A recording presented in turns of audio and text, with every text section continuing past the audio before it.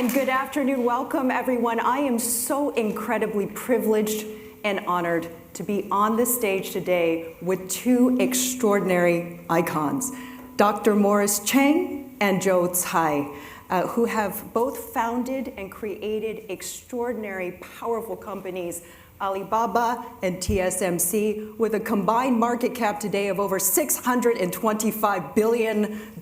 Extraordinary. And so today, I thought we would start the conversation with you, Dr. Chang. You were born in China, and you lived in Hong Kong, but educated in the US at MIT and also at Stanford. For those of us in the room who haven't had the pleasure of reading your wonderful biography, tell us, what was the vision behind starting TSMC in Taiwan? Well, at the time I started the TSMC, I had been in the semiconductor business for almost 30 years already. I was at Texas Instruments. I started at a company called Sylvania, the semiconductor division of Sylvania. And then I went to Texas Instruments in 1958 when I was 27 years old.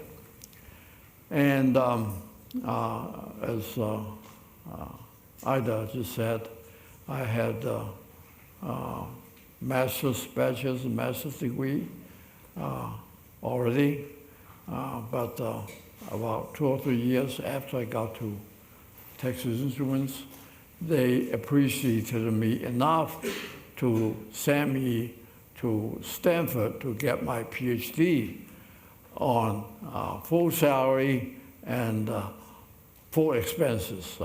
They paid the tuition, they paid the miscellaneous expenses, and they gave me full salary. In fact, I also had the opportunity to go to technical meetings at TI's expense. Anyway, it was a good opportunity, so I went to Stanford to get my PhD. And in return for all this, of course, I had to commit myself to work 5 years at least in TI after I got my PhD. Well, it turned out that I worked 20 years more. So altogether, from the beginning to the end, I worked at TI for 25 years. Anyway, and then, TI for various reasons started to go downhill. Not my fault, okay. but because they went into a different business, a different business than a business that they were successful in, which was the semiconductor business. So instead of just staying fast in the semiconductor business, they went into consumer products business, calculators, digital watches, and finally, worst of all, disastrously, they went into the so-called home computer business. Anyway, for all those reasons, TI went downhill. And also, the US, this was in the early 80s already. In the US, I think, was losing its competitive advantages in chips manufacturing. So at about that time, there was an interlude in another company where I was the president, but it wasn't a very good fit for me either. So at that point, Taiwan government asked me to head up their research institute, Industrial Technology Research Institute. And while there, while I was there, the Taiwan government also wanted me to start a semiconductor company. So with all the semiconductor experience already behind me, I decided that it would be suicidal for Taiwan, for me, to start a semiconductor company in Taiwan at that time. And it was 1985. At that time, it was suicidal to start a normal, standard IDM company in Taiwan. We would have to compete with the likes of Texas Instruments, Intel, National, Fairchild, all these established companies, not to mention Japanese companies. And so instead of using the standard business model, which was to do everything from design to wafer, chip manufacturing to sales marketing. So I looked at the whole picture and decided that Taiwan has had competitive advantages, and I will not go into what those were at that time, but maybe later, maybe, yeah. Had competitive advantage just in the chips manufacturing part of this chain. So we started this new business model of being just a foundry, which is just the manufacturing, wafer manufacturing, chips manufacturing part of the then standard model, standard business model of design and manufacturing, so on. Now, anyway, and we were successful, and that was we began raising funds and so on in 1985, and we officially started our operation in 1987, and so it has been 36 years now, and we've been quite successful, and we became, in fact, the largest manufacturing company, and I think I'm not sure how our revenue compares with all the other semiconductor companies, but we are among the top. TSMC will have a revenue of something like $60–70 billion, so we are among the top there. Yeah. I think Dr. Chang is being quite modest when he says that he assumes it's it is the company in the world. Well, so congratulations. And Joe, you have a similar story in that you're a Taiwanese Canadian, but you were also educated in the U.S., right? You went to Lawrenceville, Yale Law, and then you went to the legal industry before dabbling in private equity. So how did you get into Alibaba? How did you found this new company with Jack Ma? I just realized I took the wrong turn and went legal instead of doing chips or computer science. But I was born in Taiwan, grew up there until I was 13, and then my parents sent me to school in the United States. In fact, Dr. Chang just earlier today reminded me that when he got to Taiwan, one of the first people he met was my father, who was a lawyer that represented Texas Instruments. And small world. The first person, actually. The first person. Because he was standing at the end of the, back then there was no walkway, you know what I mean? Right. It was, yeah. The staircase, yeah. below the plane. He was standing right there, you know. So, yeah. Exactly. So, and then he also reminded me that I have an uncle who worked at Intel Motorola and had a lot of chip patents under his name. And Dr. Chang try to hire my Uncle Roger. Unsuccessfully.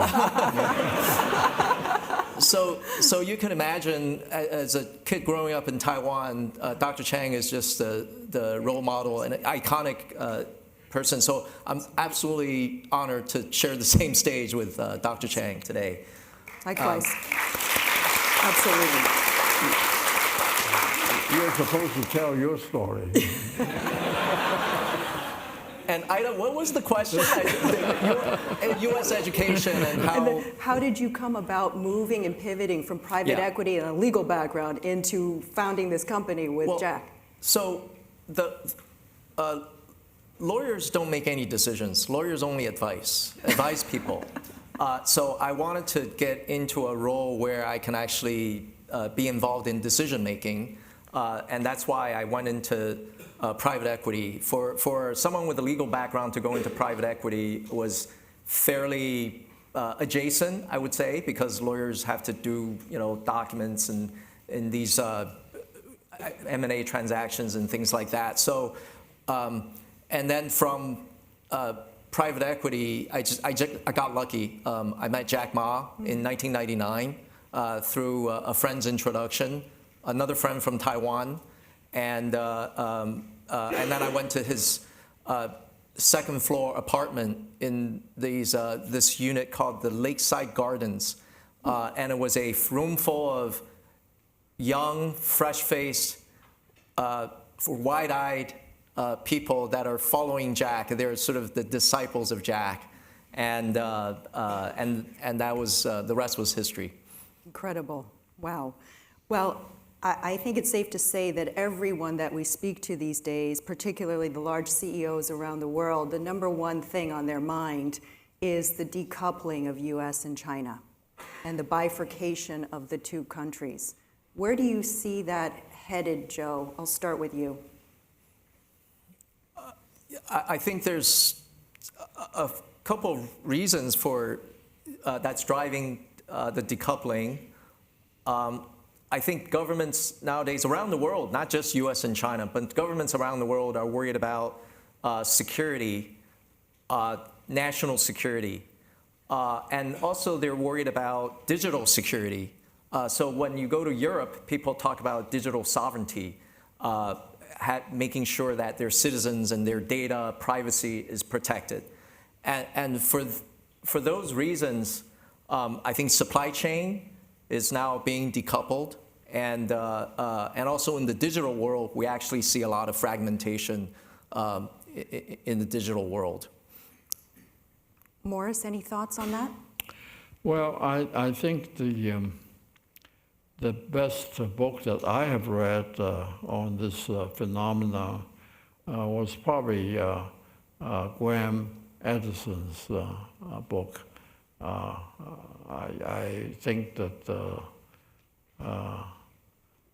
I forgot the title. I remember the subtitle, the Thucydides trap.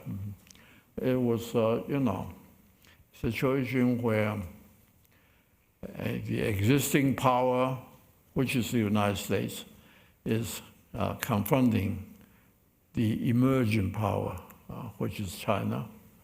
And Graham Edison actually, I believe he is a professor at Harvard Kennedy School.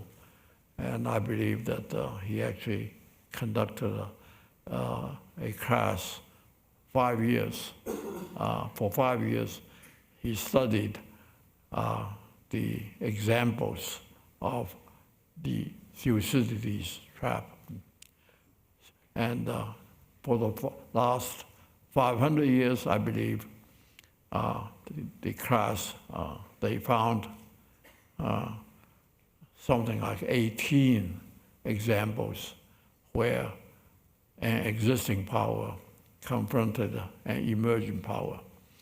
And in those 18 cases, 12 of them resulted in war, and 6, however, did not. The most recent of the 6 that did not result in war was, for instance, the Cold War Soviet Union and U.S. It was just Cold War. But of course, now you said decoupling. Now, yes, we can see it. And our only hope, my only hope, our only hope is that it doesn't lead into anything even more serious, even more serious.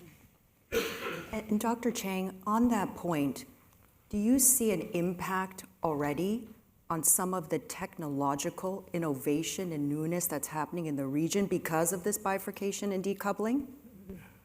Well, I think that decoupling will ultimately slow down everybody. Of course, the purpose of it is the immediate purpose, of course, is to slow China down, and I think it's doing that. I'm specifically talking about chips, of course. I don't know some of the other areas. About chips, I think the immediate purpose of decoupling is to slow China down, and I think it's doing that. Ultimately, I think maybe, and let's say maybe, I think ultimately, I think it will be harmful to everybody, you know. I mean, I think the world, if we all work together, maybe it will progress faster. Yeah. Yeah, indeed. Joe, investor sentiment into the region, into Asia, has been quite challenged recently. What would you say that we should be thinking about to make sure we don't lose that dynamism, right, in the region? How can we gain back that investor confidence into the region? I think Asia is a big place, but I think a lot of the cultures in Asia are quite similar in that people are industrious, and these economies have provided very high levels of education to the population. So for investors, the question you should ask investors is, do you want to bet against people in Asia, right? People who are hardworking and who are educated. And it's a place that people have to be because I think you talk about dynamism. I think Asia is still a very dynamic place. I think we've seen a slowdown in China of the economy, but there's a ton of industrious people, hardworking people, working on new technologies, working on the fact that China is today is the largest manufacturing of the country in the world, and in the future, I still see China as being a manufacturing powerhouse. Maybe not to the extent of making very high-end chips, because that takes time to acquire the know-how. But just the sheer demographics of China, you're looking at about 800 million people that are in the labor force, and 200 of them are educated, highly educated, skilled, highly skilled labor. There's also a vocational school system. At lunchtime, we talked about vocational schools, people that are working on the shop floors, that are, sort of engineering supervisors that could create, make things. So I think Asia continues to be a dynamic place because culturally people are hardworking and very entrepreneurial. On the topic of education, if you could just spend a moment with me on that, because Dr. Chang, you said in your book, and also I've read, that one of the reasons that you moved to Taiwan, in addition to the government asking you to go there, was that there's a lot of talent there, right? You saw a lot of talented individuals that could really help you build the business that you were looking to build. So talk to me a little bit about your views of education in Asia versus education in the US, which you both had the pleasure of attending. Well, I was, when I said there was a lot of talent, I meant specifically manufacturing talent. Yes. In manufacturing, you need, you really don't need very many geniuses. You don't need very many innovative thinkers. Yeah, you need a few, but not very many. But you need a lot of people who are disciplined, who know their specific trade, repair and maintenance people, supervisory, production supervisors, and production engineers. So in Taiwan, they have a lot of trade schools. Those are for people who don't get to go to colleges. There's an examination after high school graduation, and only 20 or 30% of people pass the exam. Now, only 20 or 30% of high school graduates get to go to the colleges, the general purpose colleges. But most of the rest can go to these trade schools, 3-year trade schools, 5-year trade schools, and they learn specific skills which allow them really to get pretty good jobs after they graduate from those trade schools. So that's one advantage that the Taiwan education system does have. Joe, any thoughts on education?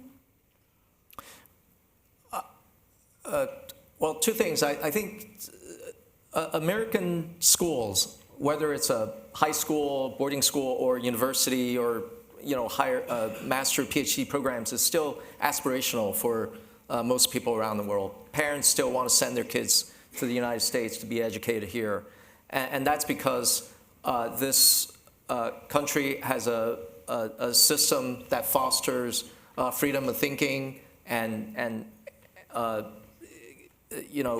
so the geniuses, if you will, really can become even better. The elite. I think American universities are very good at training the elite, and people that have graduated from PhD programs from around the world go back to their countries and contribute in a great way. If you look at the heads of major technology companies in the United States, they come from all over the world, and they are beneficiaries of an American high-end education. But these are CEOs. What about the rest, right? What about the kid that, kind of went to, a liberal arts college and ended up being an Uber driver? That's not, so the thing that we have talked about at lunchtime is United States doesn't have a vocational school program. Even in China, Taiwan has the vocational school program. Even in China, you're looking at 10 million university graduates every year, but then there's about 6 million of vocational school graduates who they basically have given up going to college in middle school. They don't even enter into the same kind of competitive examination system to get into high school. So they went on this vocational track. And when you are developing a manufacturing economy, that's very handy. That it's a benefit to have a population of people who don't aspire to, work on large language models and computer science, but they can work on a shop floor, manufacturing floor, and supervise, the work there. So that's the main difference between the two. I agree with Joe that the United States really has the best top-tier educational institutions. The Ivy League schools, MIT and so on, no equal. There's no equal in the world to that tier of education. We in the legal profession would like to say Yale Law School is a great theoretical school, and the students come out and fail the bar exam. But Harvard Law School is more like a trade school.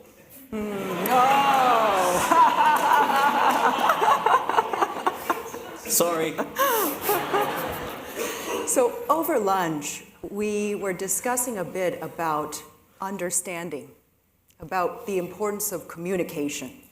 right? The way that we can better understand the differences between the countries, right? To maybe perhaps bring some more convergent ideas together on the table. What would your advice be to other leaders in the US or other CEOs in the US of how to better understand and work with China and more broadly with Asia? You asking me? Well, yeah, I certainly would advise them to talk more and so on. If it's any use, it's usually, frankly, unfortunately, it's particularly if they're already top people in either business or government, it's not very useful to give them advice on how to be more cooperative, how to be. Joe, how do we increase the understanding? Well, I think it used to be that business people just minded their own business. They have fiduciary obligation to their shareholders, and they say, we just kind of stay out of the press, do our own business, and that's it. But I think we live in a much more complex geopolitical world where communication is absolutely important. I think businesses from both US and China need to communicate with each other. Without communication, there's a lot of room for misunderstanding. And if you have misunderstanding, then you let the lack of trust accumulate. And that could create a lot of conflicts. And so I think it behooves even people in business to travel a lot, talk to different communities in different countries and share their viewpoints. Even if you argue with each other, I think it's a good thing. Communication is so key to increasing understanding, and which ultimately leads for trust building and a peaceful world. Extremely well said, Joe. Thank you for that. Dr. Chang, I'm going to pivot a little bit because you at TSMC have developed the most sophisticated, smallest 3 nanometer chips in Taiwan. You shared with us over lunch that in Arizona, in the next 1 or 2 years, they're going to catch up with that ability to develop the smallest, most sophisticated chips in the world. Tell us how you think about staying ahead of the curve. How do you continue to do that and have the dominance there? Share with us your vision. Well, in the chip business, there is already, so far, there is a preset course for us to follow. And that's the so-called Moore's Law. It was just a prediction made by Gordon Moore in 1965. He said that the density of transistors on a chip will double every 18 months. So to double the density, every 18 months to 24 months, you have to make this transistor smaller all the time. And that's why, we have made the transistors from microns, from the size that you could look at under an optical microscope, to the present size of 2 nanometers, 3 nanometers, that, my goodness, you need very high power electron microscopes to look at. Anyway, but that course has been miraculously effective for the last 50, 60 years. However, that course looks like it's near the end also, because physically, we are pretty close to atomic size already. And you can't get smaller than an atom. Anyway, very small. So that course is at the end. However, there's another course we can follow, That is, even if we can't make the chips any denser, we can make them less energy consumptive. We can, more energy efficient, and that's the course we are following. Yeah. So I would be remiss if I didn't ask Dr. Chang and Joe leadership traits, because I'm sure we're all in this room waiting to hear your guidance and your observations on what characteristics young individuals need today to be successful future leaders. Well, I think that they need to, first of all, they need to establish a knowledge base. I'm a believer of the so-called knowledge pyramid. First, you gain information, but if you think about the information that you have enough, then it becomes your own. It becomes knowledge. Knowledge is something that you own, really. And then if you think about your knowledge enough, you begin to gain insight. And that's the higher level. That's another higher level of the information pyramid. And then you also have to develop this pyramid in different fields. Because nowadays, if you just know a technical field, it's not enough. You have to know other things. You have to know business strategy. You have to know. You even have to know geopolitics. So all these together, several pyramids, and each pyramid you build up to a certain level of competence or a certain level of expertise, and then you combine these, you start to have a vision, a viable vision. And I'm talking about, you're asking me about leaders, right? I think that leaders have to do this, get a vision. And then, of course, you have to persuade people to follow you. I think it's as simple as that. Yeah. So, Fantastic. So I think in order to be a good leader, I'll say three words: intellect, EQ, and humility. Intellect is a combination of aptitude and hard work. I didn't get perfect SAT scores, but I tried to learn as much as possible on new subjects and things like that. So Dr. Chang talked about knowledge building. You have to have that basic level of knowledge and intellect in order to get respect from the people that you're trying to lead. The next thing, EQ, I think as a leader, you're leading, what are you leading? You're not leading machines, you're leading people. So you need to deal with people, and I think the most important sort of skill set is to convince other people to do things that they don't want to do, but you want them to do. So you have to have a lot of EQ to do that. And finally, humility is very important.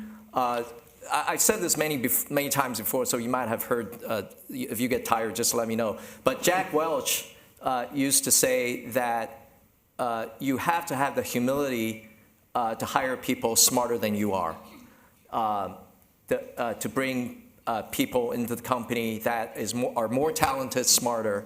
Because Jack Welch said, A people hire other A people, B people hire C people.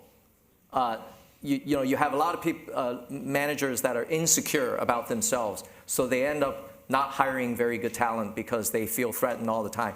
Leaders can't do that. Leaders have to hire people that are smarter than they are. And if they feel like they have to be the smartest person in the room all the time, it's not a good leader. Well, thank you both so much for the pearls of wisdom. It was incredibly insightful and helpful, the pyramid and all of the wonderful comments that you've made too, Joe, and I particularly resonate with the EQ. You don't hear enough leaders talking about the importance of EQ and humility. So very, very much resonates. I'm going to pivot now, Joe, to sports. Thank you. Brooklyn Nets. This is more relaxing we for have me. the San Diego Seals, the Brooklyn Right. Nets. So what made you foray into sports? Yeah, I actually think this is very interesting. In this country, in America, Asians are not well known to be, sports figures, right? Other than Jeremy Lin, I don't think you can name another Asian athlete in this country. And so I get that question a lot from people like, Joe, why are you involved in sports? You're not supposed to. Like the subtext is, you're not supposed to be involved in sports. Well, I happen to be very passionate about sports. I was an athlete when I was very young. When I was growing up in Taiwan, we had baseball and dodgeball. But did you play? No, not like the movie Dodgeball, but those who grew up in Taiwan understand exactly what I'm talking about. So when I got to the U.S., I went to an all-boys boarding school. So the only way I could sort of get people to accepted into the community, was to play a lot of sports, because that's how you get respect. Not in the classroom. I was better than everyone else in math, but I didn't get respect that way. I got respect on the football field. I played American football in high school, and then I picked up lacrosse because I was cut from the baseball team. So that's my background in sports, and getting into the Brooklyn Nets was actually just serendipity. I had never dreamt of growing up to own a sports team, a professional sport team of the magnitude like a team in the NBA. But it just came along as an opportunity. The more I looked at it, basically to own a major professional sports league team in the United States is like owning a rare asset. It's like owning that Park Avenue apartment, penthouse apartment on Park Avenue. The value is not going to go down. You're not going to make a lot of operating cash flow, but when you do sell it, the value will appreciate most likely. So knowing that economically my downside was protected, that's what motivated me to sort of jump in and sort of pursue my passion. Wonderful. Well, we have time for just one last question. The time has flown by already, but I'm going to ask the question to both of you, and we'll start with you, Dr. Chang. What is one thing that keeps you up at night, and what is one thing you're super optimistic about in the future? Well, the one thing that I don't think anything keeps me up at night. That's great. But what comes the closest to keeping me up at night is the first topic that we discussed this afternoon. Which is, decoupling, and, it looks like countries are mad at each other, and that worries me. Yeah. Most optimistic, I really think that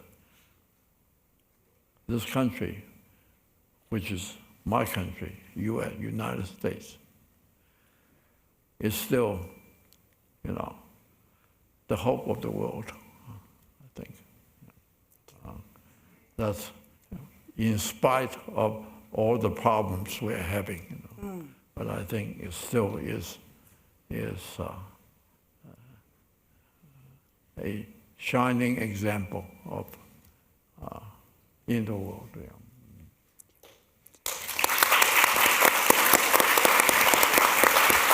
And Joe, your thoughts? Yeah, Dr. Chang mentioned Graham Allison.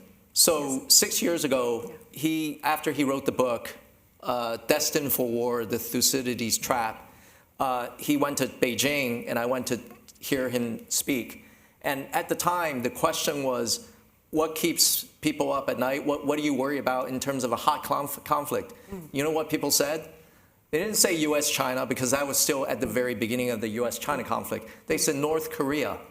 And now we're in the middle of a hot war, two hot wars, Russia and Ukraine and Israel-Hamas. The world is very dangerous and so unpredictable. That's the point I'm trying to make is,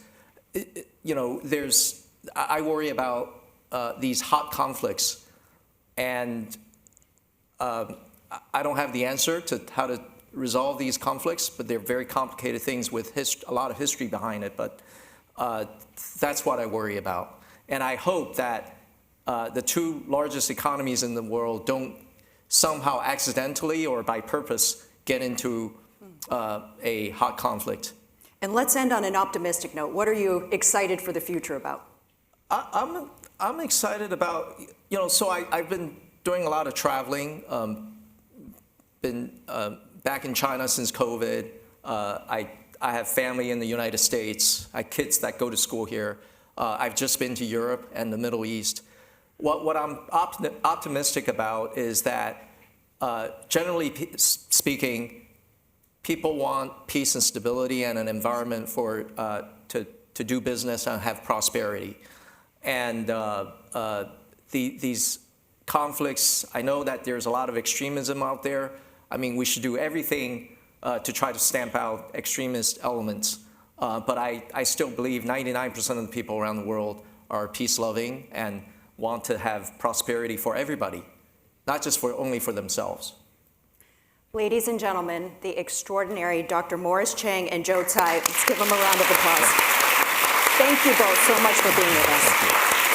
Thank you all for attending. Thank you very much. Thank you. Thank you.